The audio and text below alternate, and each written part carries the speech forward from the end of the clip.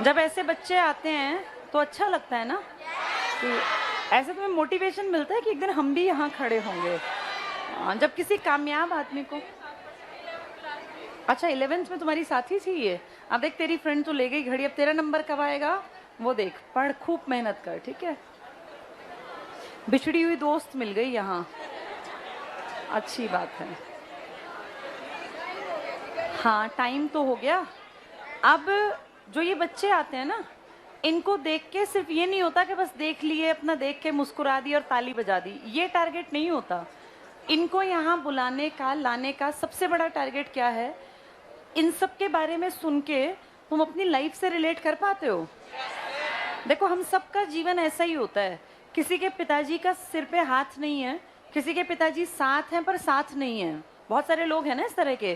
किसी के घर में माँ बाप ही नहीं है, कोई इतना गरीब है कि किराए के लिए भी उसको सोचना पड़ता है। इन सब परिस्थितियों में से निकल के ये तुम्हारे सामने अपनी कहानियां बता के गए।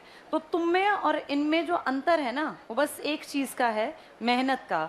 जो 4-4 साल बैठ के बता रहे हैं हम पढ़े, कोई 1.5 साल, कोई 2 साल, 18 पेपर पास करके वो लड़की फाइनली ग्रुप डी में लगी। लोगों ने मजाक उड़ाया लेकिन बैठी नहीं, उस ग्रुप डी की पैसों का इस्तेमाल करके अपना आगे पढ़ती गई, और आज वो फिर इसमें दुर्गा शक्ति में और हरियाणा पुलिस में 2-3 एग्जाम उसने बताए हमें क्लियर हैं।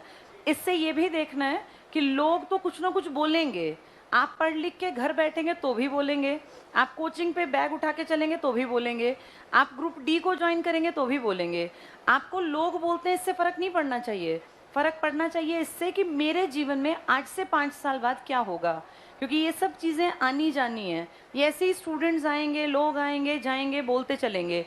आपके परिवार की स्थितियां भी हर साल बदलेंगी। कभी पेरेंट्स सपोर्टिव दिखते हैं, कभी पेरेंट्स एंटी हो जाते हैं। वो अपनी जगह ठीक होते हैं क्योंकि बाहर से पता नहीं कितनी बातें सुन के आते हैं।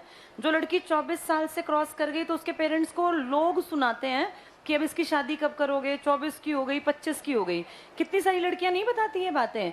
ये जो प्रेशर है ना, ये पेरेंट्स के ऊपर भी है, इसलिए कई बार वो घर आके तुम्हारे ऊपर चिल्लाते हैं, चीखते हैं और कहते हैं बस बहुत हो गई पढ़ाई।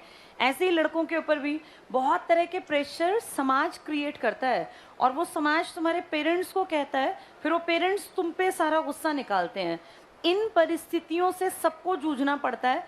कोई इनमें टूट जाता है और कोई ये सोच लेता है कि चाहे कुछ हो मैं अपने जीवन को बेहतर बना लूंगी। अब ये लड़की जिसके पिताजी का कोई साथ नहीं मिला, तुम ये देखो इसकी माताजी की भी आंख में आंसू थे। मतलब कितना उस औरत ने हस्बैंड होने के बाद भी इतनी सफरर रही कि अपनी बच्चियों को खुद पढ़ाया लिखाया। बड़ी लड़की प्राइवेट में नौकरी कर रही है, अपनी इच्छा से कोई प्राइवेट सेक्टर में नहीं जाता। जब घर की जिम्मेदारी आन पड़ी होंगी ना और लगा होगा कि क्या करें, तब शायद वो उठ के प्राइवेट सेक्टर में गई होगी, और उसी ने पैसा देके इस छोटी वाली को पढ़ा दिया। एक ने स्टेप लिया तो दूसरी की लाइफ बन गई ना। ऐसे एक से एक लाइफ बनती चली जाती हैं। सबसे बड़ी जिम्मेदारी अपने प्रति है, मेरी जिंदगी कैसे अच्छी हो, या तुम्हें अपने आप सोचना है कि तुम्हारी जिंदगी कैसे अच्छी हो। इसके लिए खूब पढ़ना होता है। कोई कुछ कहता रहे, चाहे पिताजी हैं, चाहे माँ हैं, चाहे दादा हैं, दादी हैं, भाई बंधु पड़ोसी रिश्तेदार, अपने मन में एक चीज ठान लो, बस 2022 चल रहा है, इसके बाद 2023 तुम सब जानते हो इलेक्शन का दौर आ गया। अब देखते देखते इलेक्शन 2024 आने वाला है। इलेक्शन की तैयारी 1-1.5 साल पहले से जम के स्टार्ट हो जाती है, पता है ना ये, क्योंकि उसके बाद तो फिर आगे आचार संहिता लग जाएगी। 2022 के ये 6 महीने और 2023 पूरा, इतनी नौकरियां आएंगी कि जिसकी कोई गिनती नहीं है। कभी किसी डिपार्टमेंट में, कभी किसी में। सरकार जानबूझ के ऐसा करेगी क्योंकि सरकार को पता है कि 1-1.5 साल जब लोगों के घरों में नौकरी जाएंगी जाएंगी जाएंगी तो वो सरकार के प्रति पॉजिटिव हो जाएंगे। इस दौर में देखना देश में कोई बड़ी गड़बड़ नहीं होगी, सब कुछ ठीक ठीक चलेगा क्योंकि सरकार की इमेज अच्छी बना के रखनी है और धड़ल्ले से नौकरियां निकलेंगी।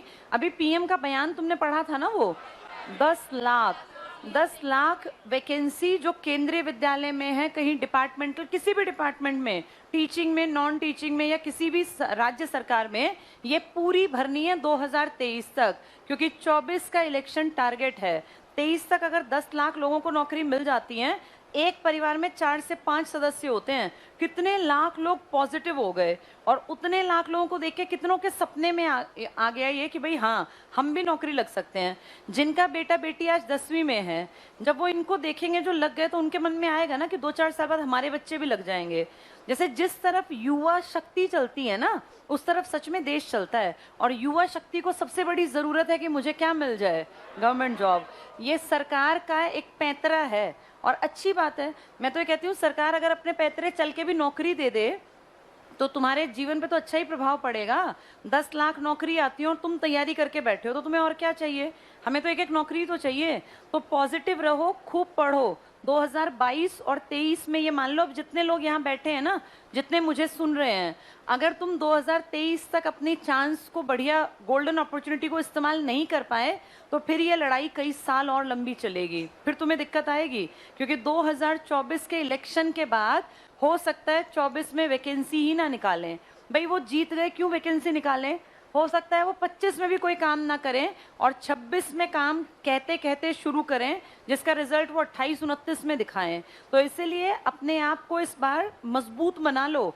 ये 1.5 साल तुम्हारे हाथ में है, 6 महीने 22 के और अगला पूरा साल, इनमें जी तोड़ मेहनत कर लो। इसके बाद फिर दिक्कत आ जाएगी 3-4 साल के लिए।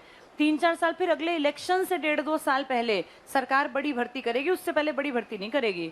तो अब ये 1-1.5 साल में कड़ी मेहनत करके, और जितनी कोशिश कर सकते हो, मैथ्स है, रीजनिंग है, इंग्लिश है, हिंदी है, भाई हिस्ट्री है, पॉलिटिकल है, बायोलॉजी है, फिजिक्स है, ये सब पढ़ लिया करो। अपनी किताबों को इतनी इतनी बार पढ़ लो कि तुम्हें ये याद हो जाए कि इस पेज पे ये वाला पॉइंट यहाँ लिखा है। जब इतना याद हो जाएगा ना, तब सिलेक्शन का सपना देखना। ये 6 महीने पढ़ के लगने वाले तो इक्के दुक्के आते हैं। ज्यादातर देखो स्ट्रगल की कहानी सुनाते हैं कि हम 4 साल से पढ़ रहे थे, 3 साल से पढ़ रहे थे, 2 साल से पढ़ रहे थे, कितने एग्जाम फेल हुए, तब जाके फाइनल में 18, कोई 13 पेपर, कोई 5 पेपर पास करके तब ये लोग यहाँ तक पहुंचे। तो अपनी लड़ाई के लिए तुम्हें खुद खड़े होना पड़ेगा। सबसे ज्यादा ताकतवर हथियार ये पढ़ाई है, जो तुम्हारी लाइफ बदलेगी। और अच्छी बात है, हर बार ये सोचा करो, यहाँ जो बच्चे आते हैं ना, इनको देख के ये फील किया करो कि एक दिन हम भी यहाँ जाके खड़े होंगे और अपने माँ बाप का हम भी ऐसे नाम ऊंचा करेंगे। जिसके माँ बाप यहाँ आते हैं, कितने रिश्तेदार, कितने जानकार, पूरे गांव के लोग देखते नहीं होंगे, जलने वाले जरूर देखते होंगे कि ये कहाँ गए थे। उनको ज्यादा अच्छा ये यहाँ गए, ये बोल रहे हैं, मतलब एक जलन वाले जो लोग हैं ना, उन्हीं का मुंह बंद करना होता है। सक्सेसफुल होके अपने घर वालों को नहीं दिखाना होता उतना, जितना बाहर वाले और पड़ोसी और रिश्तेदारों को दिखाना होता है कि हम कुछ कर सकते थे। जो टॉन्ट करते हैं, जो जब तुम निकलते हो, चलते हो, तुम्हारे ऊपर कुछ ना कुछ इस तरह का तंज कसते हैं कि भाई चल पड़े बैग उठा के, कितने साल हो गए जाते आते, अब तक कुछ नहीं हुआ, इस बार तो वो भी लग गया, इसका नहीं नंबर आएगा। ये सब बातें पचानी होती हैं और टाइम आने पे इनका जवाब देना होता है जब सिलेक्शन हो जाए। तो ये सब चीजें अब रोज सोचा करो और मोटिवेशन खुद से फील किया करो कि मुझे आगे बढ़ना है। लाइफ बहुत जल्दी भाग जाएगी। तुम में से जो लोग 2 साल पहले क्या कर रहे थे और आज क्या कर रहे हैं, अगर 2 साल तुम पढ़ गए तो एक्सपीरियंस हो गया पढ़ाई का। नहीं पढ़े, यहीं बैठे थे, कई लोग ऐसे हैं जो 2 साल से आके बैठ रहे हैं और बैठे ही रहेंगे, फिर दिक्कत होगी। रोज रोज सीखते जाना।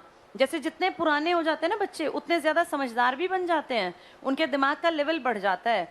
पर फाइनल रिजल्ट में जब तक नंबर नहीं आता, तब तक लोग हंसते ही रहते हैं कि भाई इतने दिन से पढ़ रहे हैं, इनका नंबर नहीं आया। इनको मुंह बंद करने का बस एक तरीका, खूब पढ़ो, मेहनत करो, जी जान लगा के 2023 में नौकरी हर एक के हाथ में हो, इतनी मेहनत कर लेना। ठीक है, चलो थोड़ा सा पढ़ा दूं। एक